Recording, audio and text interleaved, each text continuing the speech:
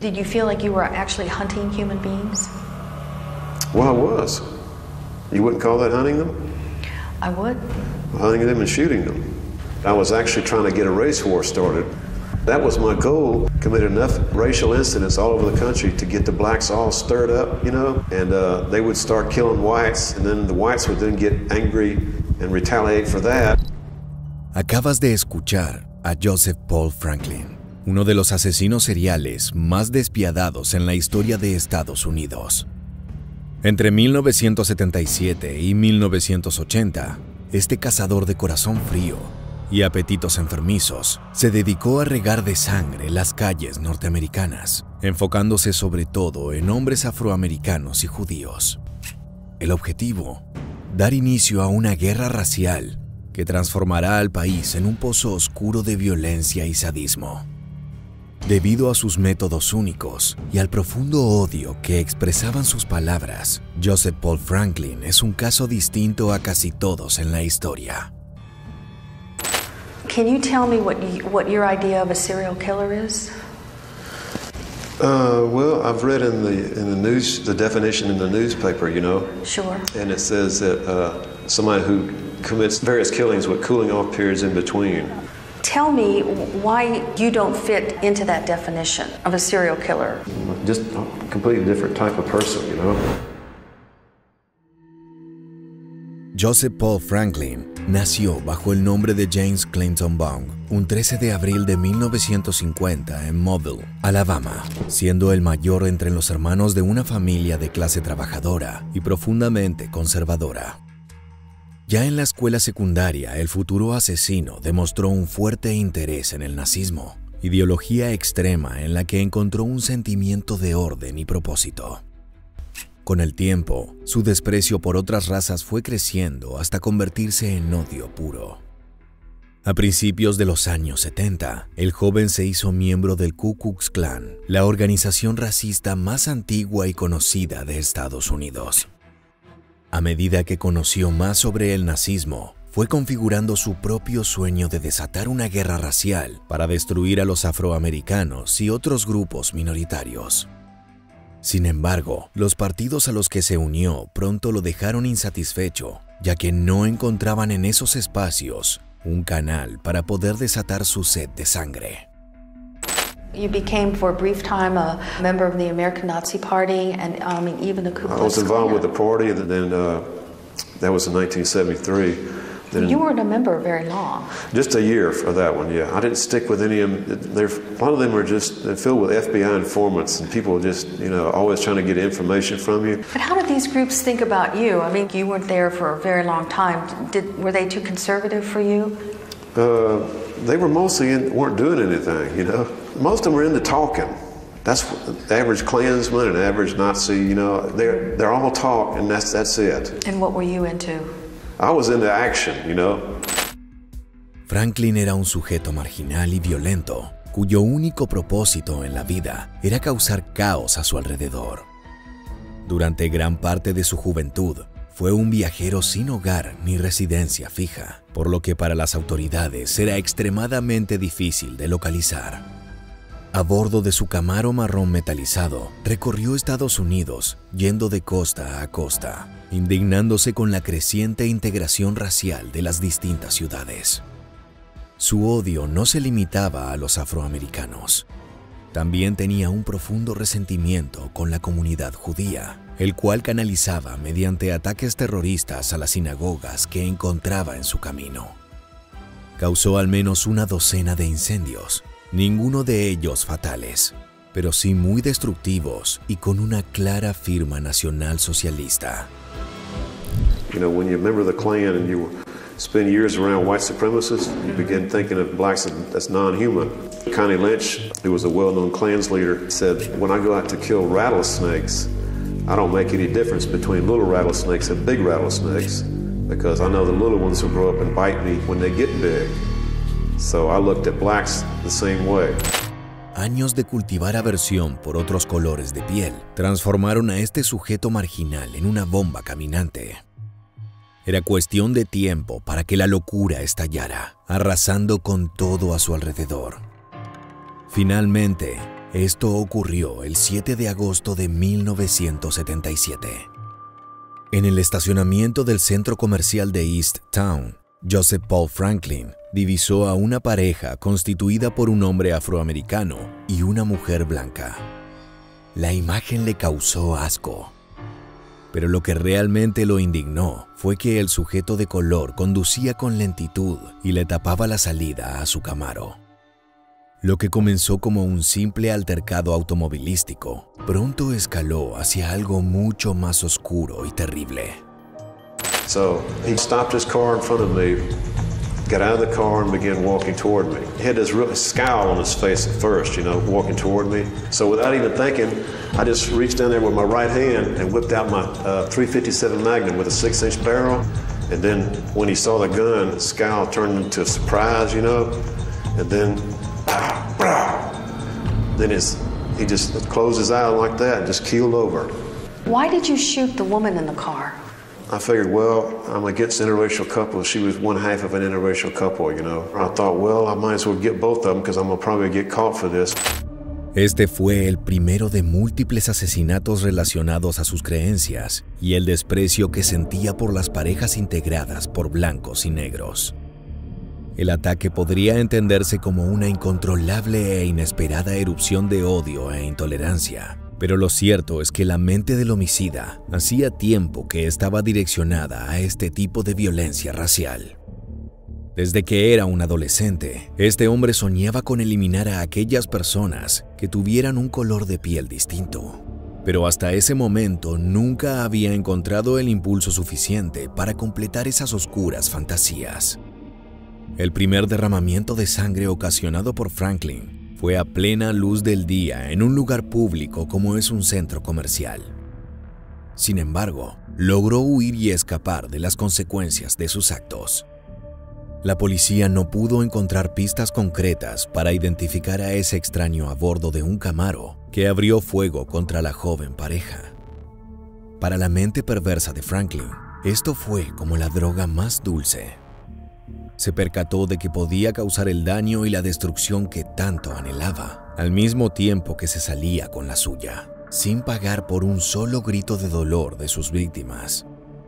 Curiosamente, el próximo objetivo de este homicida no fue una persona afroamericana, sino el popular editor de la revista Hustler, Larry Flynt.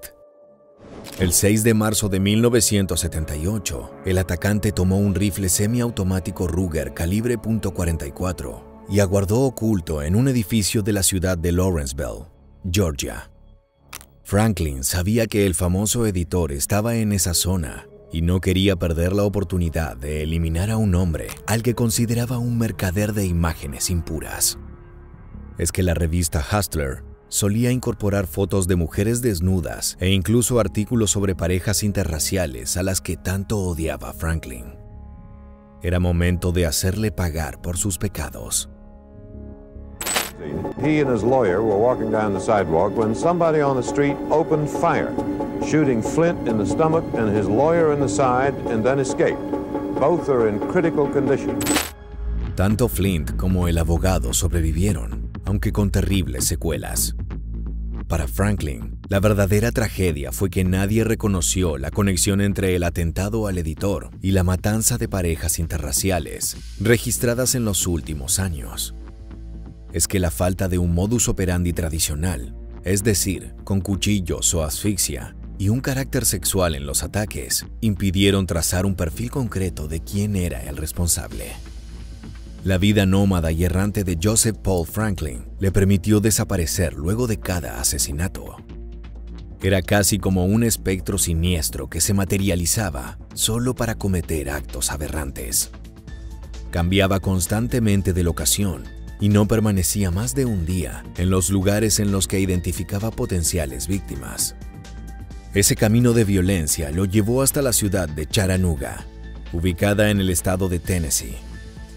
Allí, el 29 de julio de 1978, se escondió en el estacionamiento de un Pizza Hut, esperando una señal que le indicase cuál debía ser su próximo ataque. Finalmente, su locura le respondió. Cuando bajaba el sol, divisó a Brian Tatum, un hombre afroamericano, y Nancy Hilton, su novia blanca. La felicidad de esa pareja le revolvió el estómago. Sabía que tenía que hacer algo para erradicarlos de la tierra. El agresor los siguió en silencio, portando una escopeta escondida entre su ropa. Cuando se encontraban a corta distancia, Franklin los ejecutó sin mediar palabra. El gatillo y los cartuchos hablaron por él. Brian Tatum se llevó la peor parte y murió prácticamente de inmediato luego del impacto de 3 cartuchos del calibre 12 que lo destrozaron por completo. En cuanto a Nancy, los escopetazos no fueron suficientes para asesinarla, pero sí para desfigurarla por completo.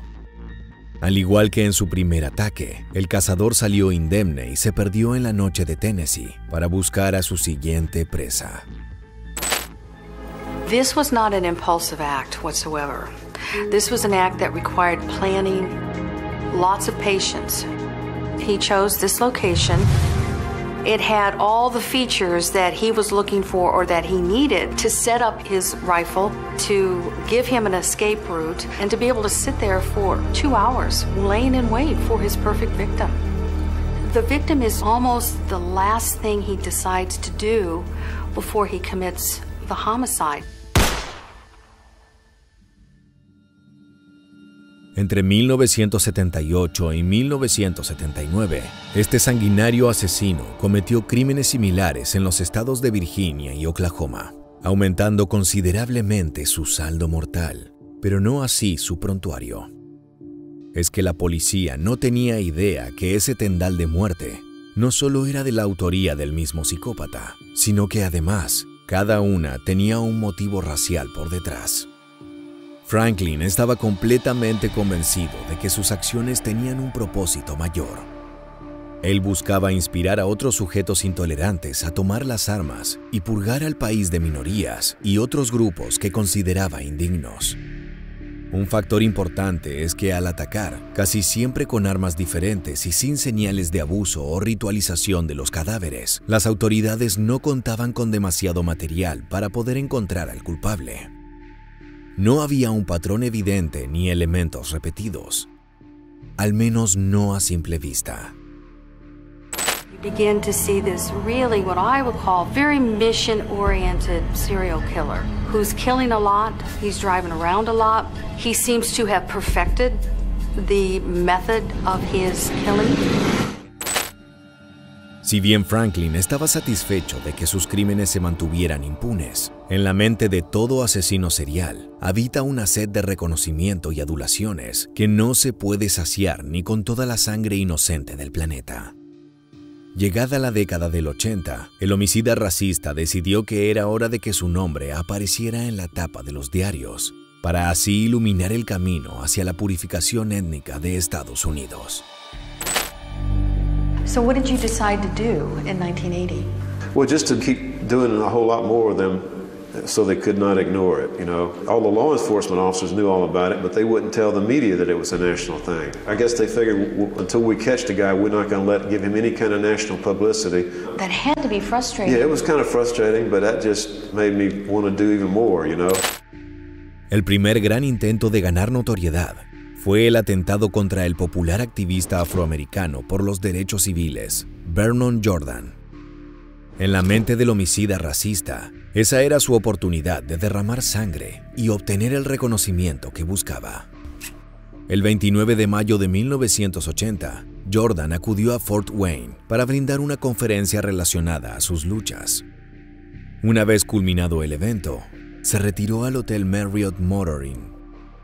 Lo que no sabía es que en una azotea cercana se encontraba Joseph Paul Franklin aguardando el momento ideal para acribillarlo. Cuando el activista apareció frente a su alojamiento, una bala de rifle calibre .30 impactó en su espalda, dejando un hueco humeante de cual emanaba muchísima sangre. Los policías cerraron el perímetro y si bien pudieron llevar a Jordan a tiempo al hospital para salvar su vida, no lograron atrapar al tirador misterioso. El atentado fue noticia nacional, pero al no haber muerto el objetivo, Franklin no estaba satisfecho. De acuerdo con su razonamiento, era momento de intensificar la crueldad para mandar un mensaje a todo el país. Se aproximaba una brutal guerra racial. Entre junio y agosto de 1980, Franklin llevó a cabo una brutal raid homicida que se cobró la vida de 9 personas. El puntapié inicial fue uno de los actos más aberrantes en la carrera de este infame criminal. Todo aconteció en Cincinnati, Ohio, en un enorme parque donde el homicida encontró un escondite ideal. Inicialmente se apostó allí esperando a que llegara una pareja interracial, pero eso jamás sucedió. Consumido por el odio y la frustración, el homicida desquitó su furia con 2 víctimas totalmente aleatorias. Por puro placer siniestro, Franklin acribilló a Darrell Lane, de 14 años, y a su primo Dante Evans Brown, de tan solo 13. Estas fueron las presas más jóvenes en el historial de este criminal. Convencido de que su campaña tenía como eje la destrucción de las parejas interraciales, el atacante condujo hasta Johnstown, Pensilvania, con la esperanza de encontrar víctimas apropiadas para su plan. Luego de horas escondido en el puente Washington Street, el cazador divisó a Arthur Smothers, un muchacho afroamericano, junto a su novia Kathleen Mikula, una joven blanca de apenas 16 años. Una vez que los objetivos estuvieron en el centro de la mira del rifle, Franklin jaló del gatillo, eliminándolos prácticamente de inmediato. We had reports of several shots fired. When we arrived here, we had 2 victims down. We do have confirmed on 2 of the victims that they have expired. Los últimos 2 ataques en esta seguidilla de locura y muerte ocurrieron el 20 de agosto de 1980, entre la vegetación del Parque Liberty, ubicado en el Salt Lake City, estado de Utah. Hasta esa zona alejada llegaron Ted Fields y David Martin, una pareja de hombres de color que se ocultaba de las miradas acusatorias de la ciudad para pasar un rato juntos. No sabían que las sombras de los árboles ocultaban una entidad mucho más tenebrosa. Allí estaba Franklin, quien esperó en silencio el momento adecuado para acabar con la vida de ambos. Un disparo en la cabeza y otro en el pecho fueron más que suficientes para satisfacer la sed de sangre que consumía al psicópata. En ese momento fue inundado nuevamente por el placer sádico de acabar con vidas inocentes. I did not do an official assessment of Joseph as to whether or not he was a psychopath, but it's my opinion that he does show traits of psychopathy. This underlying personality disorder known as psychopathy does seem to be present in most serial killers. It's difficult for people who do have traits of psychopathy to identify feelings because they don't feel the same way that regular people feel. Además de un salvaje asesino, Joseph Paul Franklin era un criminal de profesión que realizaba todo tipo de robos como su principal fuente de ingresos. Desde asaltos a pequeños comercios hasta atracos bancarios a mano armada, complementaba sus actividades ilícitas con una práctica muy llamativa. Donaba sangre a bancos que pagaban una módica suma a cambio de hemoglobina. Aunque parezca un detalle ínfimo, esto último fue su perdición. A medida que los ataques de Franklin ganaban mayor atención, la vida del asesino se volvió cada vez más caótica. Se tornó paranoico sobre quién lo seguía o si veía automóviles extraños aparcados en la vereda enfrente a su motel. La policía no solo tenía una descripción clara de su apariencia, sino que también estaba al tanto de que dependía económicamente de las donaciones de sangre, por lo que compartió esa información con instituciones relacionadas. Fue precisamente un empleado de uno de esos establecimientos quien identificó al homicida durante una extracción. Sus tatuajes neonazis y el inconfundible Camaro color marrón metalizado estacionado en la entrada lo delataron.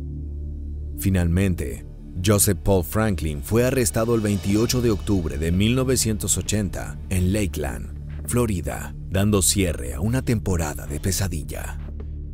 A lo largo de diferentes procesos judiciales, se logró identificar a 8 víctimas confirmadas y otras 21 altamente posibles.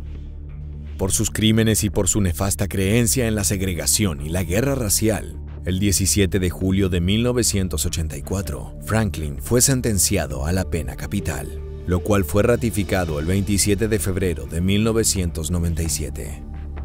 Tras 15 años en el corredor de la muerte, fue ejecutado el 20 de noviembre de 2013 mediante una inyección letal. En los años previos a su trágico final, Franklin aseguró que había cambiado su posición frente al mundo gracias al trato cotidiano con reos de color. Sin embargo, en entrevistas brindadas tras las rejas, sus palabras seguían siendo tan nefastas como hace 40 años. I guess if I would have been able to do it long enough, they would have had to give me national publicity. Blacks all over the country, interracial couples would be afraid to walk out on the street. I would be terrorizing the entire United States. Just one man.